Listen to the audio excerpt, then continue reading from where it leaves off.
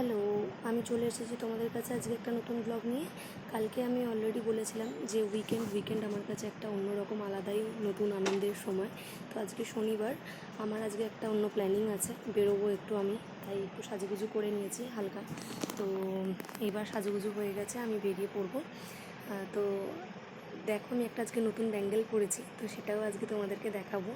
এই যে আমার নতুন ব্যাঙ্গেল, বেরিয়ে পড়েছি আমি। ও এসে গেছে, গাড়ি নিয়ে দাঁড়িয়ে আছে।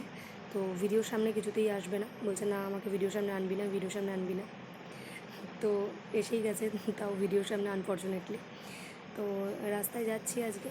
তো বেরিয়েছি একটা নতুন, কি বলবো, আজকে শনিবার যেহেতু কিছু তো আমাকে করতে হবে। সারাদিন আমি বাড়িতে বসে থাকতে, শুয়ে থাকতে, ঘুমিয়ে থাকতে পারবো না, আমারও সেটা খুব বিরক্তির লাগে।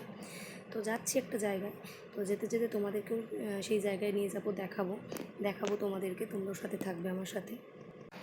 তো এই রাস্তায় যেতে যেতে ভিডিও করলে না, আমার একটা অন্যরকম জিনিস মনে পড়ে যায়। খালি মনে হয় এই পথ যদি না শেষ হয় তবে কেমন হতো তুমি বলো তো।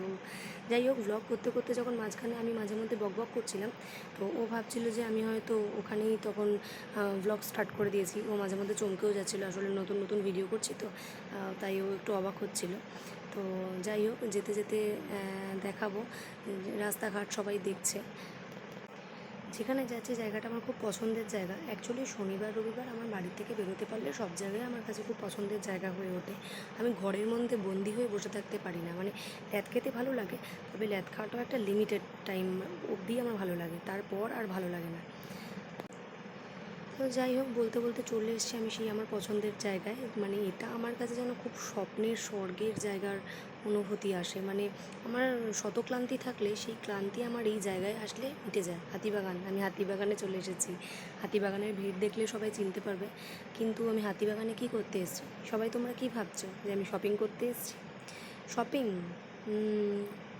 না না, আমি শপিং করতে আসিনি। হাতিবাগানে এই জিনিসপত্রগুলো দেখে আমার মনে হচ্ছিলো যে আমি শপিং করতেই ঢুকে যাই, কিন্তু অলরেডি অনলাইনে আমার টিকিট কাটা রয়েছে, তাই আমাকে সিনেমা দেখতে ঢুকতে হবে। আজকের প্ল্যানিং হচ্ছে আমি মুভি দেখতে যাচ্ছি। শপিং কমপ্লেক্স, এসি মল দেখে তো মন করছিল আজকে যা গরম চট করে ঢুকে যাই, কিন্তু যাই হোক, সিনেমা টিকিট কাটা রয়েছে, তবে সিনেমাটাই আমাকে কন্টিনিউ করতে হবে। তো আজকে আমি সিনেমা দেখতে চলে এসেছি, তাই সেদিকেই কনসেন্ট্রেট করতে হবে। শপিংয়ের দিকে যদি যাই তাহলে এবার যার সাথে এসেছে সে এবার আমাকে ঠ্যাঙাবে। করবো, তবে শপিংও করবো, ওটাকেও স্কিপ করলে চলবে না। তবে ওটা আজকে আশা করি হবে না, কারণ 7:15 শো আমাদের মিনারে। তো সেটা দেখতে দেখতেই তো আমার 9:30 বেজে যাবে, তো আজকে শপিংটা আর হবে না। আমাদের সিনেমা হলের সামনে অনেক কিছু খাবার দাবার বসেছিল, সেগুলো দেখছিলাম। আর ঠান্ডা দোকান দেখলে তো, মানে আমি ঠান্ডা, মানে গরম যেমন আমার সহ্য হয় না, আমি ঠান্ডা না খেয়ে থাকতে পারি না, কিন্তু আবার আমার ভীষণ ঠান্ডা লাগার ধাঁচ আছে। তো ঠান্ডাটা একটু কন্ট্রোল করেই চলবো ভাবি, কিন্তু সেটাও এই গরম যা পড়েছে সেই কন্ট্রোলিংটা আমার আর হচ্ছে না। তো বলতে বলতে শো ভেঙেছে আর আমাদের সিনেমা হলে ঢোকার পালা।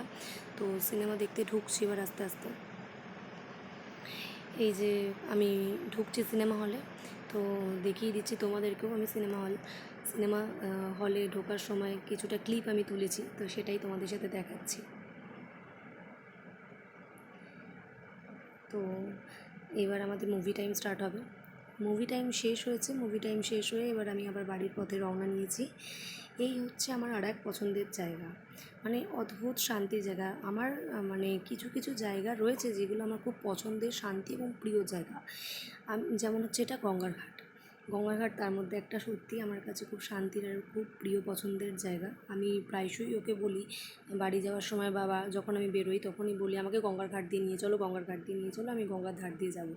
গঙ্গার ধারে আমি সবার মতো বসে থাকতে পারি না বা ঢং করে হাত ধরে ঘুরতে পারি না, কিন্তু এই ঢং করে যে সবাই হাত ধরে ঘোরে, সবাই যে ঢং করে ফটোগুলো তোলে, সেইগুলো দেখতে আমার বেশ মজাই লাগে। ওটা আমি করতে পারি না, কারণ আমার বড্ড লজ্জা লাগে সবাই দেখবে, তো সেইটা আমি করতে পারি না। দেখি সব কাপেলরা ঘুরে বেড়াচ্ছে হাত ধরে, ফটো তুলছে, অনেক রকম অনেক কিছু হবে, তো সেইগুলো আমি করতে পারি না। আমি খালি তাদের দিকে ফ্যালফ্যাল করে তাকিয়ে দেখি আর ভাবি কী যে এরা করছে। কিন্তু আমি যেটা দেখাবো সেটা হচ্ছে এই শান্তিপ্রিয় নিঝুম রাতটা। মানে সত্যি কি শান্তির লাগে না। গঙ্গার ঘাটটা আমার কাছে একটা অদ্ভুত আনন্দের। যারা এসেছো তারা সবাই জানো, প্রায় তোমরা সবাই জানো। তো এবার বাড়ি ফিরছি। কি নিজের মুখটার কি অবস্থা হয়েছে, গরমের মধ্যে ঘেমে নিয়ে একসা কাণ্ড হয়ে গেছে মুখটার। যাই হোক, ফেরার সময় আমার মনটা একটু ভালো লাগছিলো, তাই গঙ্গার ঘাটে এসেছিলাম বলে তাই গুনগুন করে আমি আবার গানও গাইছিলাম একটু। কী গান গাইছিলাম সেটা মনে করতে পারছি না, কিন্তু আমি একটা গান গাইছিলাম।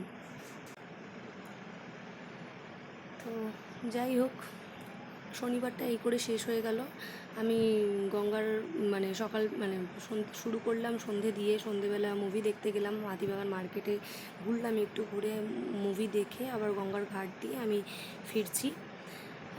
প্রায় ঘাট ফাঁকাই হয়ে গেছে, আমি এখন বাড়ি ফিরছি যখন। তো চলে এসেছি আমি এবার বাড়ির সামনে চলে এসেছি। তো আমাকে এবার ও বলছে এবার ব্লগটা দয়া করে বন্ধ কর, অনেক হয়ে গেছে, সারাদিন ধরে ব্লগ করছিস। তো যাই হোক, ব্লগ শেষ করব। তো শেষ করার আগে তোমাদের সবাইকে আরেকবার টাটা করে দিই। টাটা। আজকে আমার এই ব্লগটা ভালো যদি সবার লেগে থাকে, আমি ওকেও বলছি টাটা কর, তো টাটা করছি। তো যদি তোমাদের সবার ভালো লেগে থাকে তো প্লিজ সবাইকে বলবো একটু সাবস্ক্রাইব করো, লাইক কমেন্ট শেয়ার করো। Thank you.